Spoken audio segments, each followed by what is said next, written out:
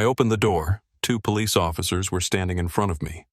"We have a warrant for your arrest," one of them said, handing me a document. I glanced at the paper and immediately realized it was a fake. "You better move out," the second one added. Too bad they didn't know who they were dealing with. But what happened next was even more interesting. I bought this house expecting a peaceful life. The neighborhood seemed perfect, well-kept lawns, identical white fences, cars neatly parked along the curbs, and friendly neighbors nodding to each other in the mornings. Even the security guards at the entrance of the residential complex appeared welcoming, not just people in uniform, but real protectors, ready to keep the residents safe. It all seemed too perfect. A couple of weeks passed, and I started noticing strange things. For example, my neighbor, elderly Mrs. Wilson, suddenly disappeared. Her house was empty, and within days, a "for sale" sign appeared on the lawn. When I asked another neighbor, Mr. Carter, where she had gone, he just shrugged. She said she couldn't stay here any longer. I didn't think much of it at the time. I figured she had simply decided to move closer to her family or into a retirement home. But then they came for me. It was early morning, around 7. I had just brewed my coffee when I heard a sharp, authoritative knock at the door, the kind of knock reserved for criminals on the run. I opened the door. 2 men in police uniforms stood before me. The first, tall, lean, with short dark hair and a gaze far too harsh for a regular cop. The second, shorter, stockier, with a thick mustache and an oppressive presence. "Mr. Blake?" the tall one asked. "Yes," I replied, raising an eyebrow. The lean man handed me a piece of paper. "We have a warrant for your arrest for disturbing the peace." I looked at the document and immediately knew it was complete nonsense. The paper was clearly unofficial. No watermarks, no judge's signature. The wording was vague, as if someone had tried to mimic legal language but couldn't quite hide their incompetence. I slowly lifted my gaze. "Who are you?" Rivera, the stocky one, frowned. "We work for the police, sir." "Oh, really?" I smirked. "You've got problems with the HOA," he continued, stepping forward. "And if you don't want trouble, you'd better move out." Ah, so that's what this is about. Now it all made sense. I stared at them, letting the silence stretch. They were expecting panic, maybe some stammered excuses, a slammed door, or desperate pleas to clear up the situation. But I just wanted to laugh. "Oh, guys." I leaned in slightly, smiling. "See, you picked the wrong person." They frowned. "I'm the district attorney." I gave them a second to process just how badly they had screwed up. Their expressions changed instantly. Their eyes darted nervously, the corners of their mouths twitched, and their fingers instinctively curled into fists. They realized they had gone too far. But what they didn't know was just how much worse it was about to get for them. I didn't call the police right away. My instincts told me this wasn't just a failed attempt at intimidation. It was part of something much bigger. People like that don't make blatant mistakes unless they feel untouchable. That meant the scheme had been working. More than once. I started small. I talked to the neighbors. Many avoided the conversation. Some, the moment they heard my question, nervously cut the discussion short, glanced around, and hurried away.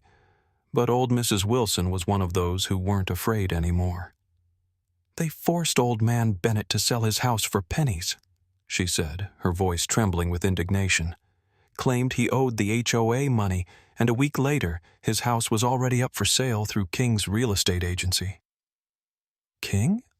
I repeated. "Harvey King, the HOA chairman. He runs everything around here. You think this neighborhood belongs to the residents?" "No, dear, it's his personal kingdom." The more I listened, the tighter my fists clenched. This was pure, undisguised extortion. They fabricated debts, and if someone refused to pay, they sent fake cops to scare them. In the end, The residents, exhausted by threats and blackmail, just left, and their homes fell under King's control. I felt a fire ignite in my chest. I could have taken this straight to the police, but that would drag out the process, giving the scammers time to cover their tracks. I wanted to catch them in the act, so I started digging. Through my contacts, I ran a background check on these officers, Daniels and Rivera. They had no connection to the police. Daniels worked for a private security firm specializing in safety enforcement for upscale residential complexes. And Rivera? He was a realtor tied to companies that bought up distressed properties.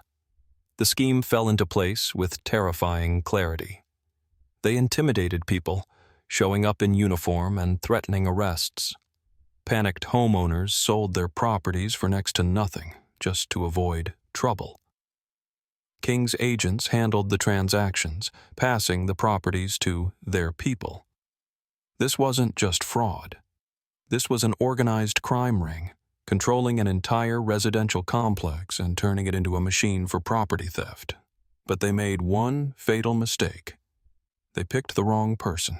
I wasn't just interested in exposing them.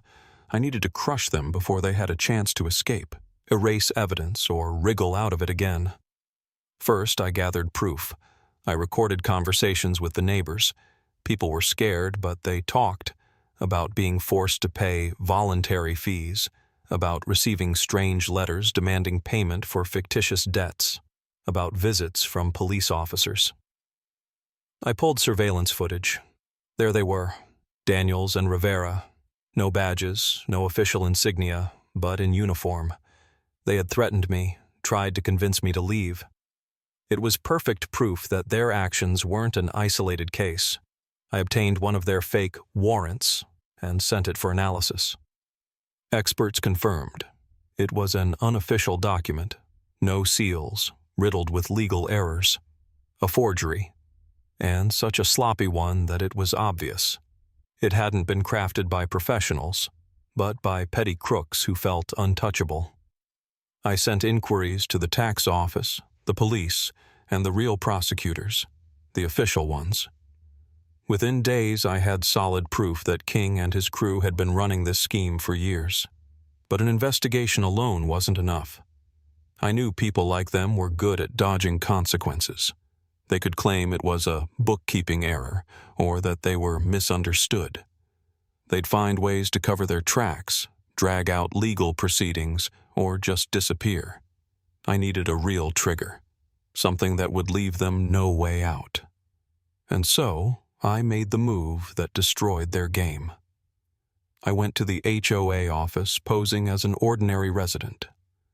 The office was in the center of the complex, a luxurious building with floor-to-ceiling windows, expensive furniture, and the rich aroma of premium coffee in the air. Everything about it screamed money. At the reception desk sat a young blonde secretary with a fake smile. "How can I help you?" "I'd like to speak with Mr. King," I said in an irritated tone. "These fees of yours, I think there's been a mistake in the calculations." I was led into his office.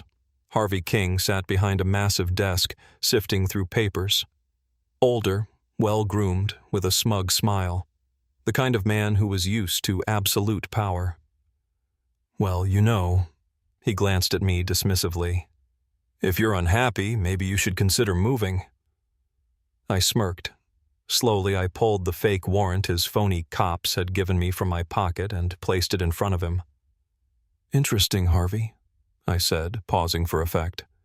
"What if I told you your fingerprints are on this document?" His face twisted. "What?" I leaned forward. "You see, I'm not just an ordinary resident. I'm the district attorney, and right now the police are already reviewing all of your organization's records." For a moment, the room fell into dead silence. King jerked his hand toward the phone, but he never got the chance. The office door burst open, and real police officers walked in. They were in uniform, they had badges, and they had warrants. But unlike the fake ones, these were real. The police acted with precision, no unnecessary words. They didn't need convincing.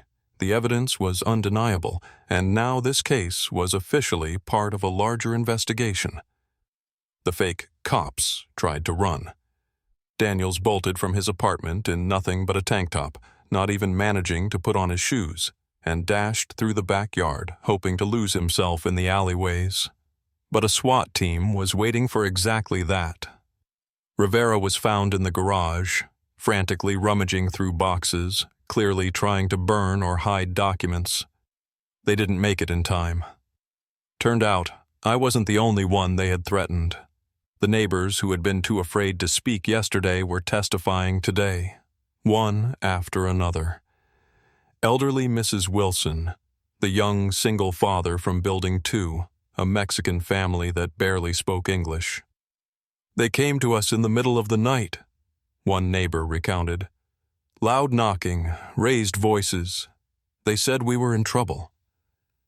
The HOA had turned this residential complex into a corporation of fear, but no one was afraid anymore.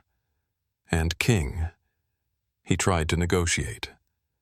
As they walked him down the office hallway in handcuffs, he squirmed, trying to pull down his suit sleeves to hide his restrained wrists, stammering, "We can talk about this.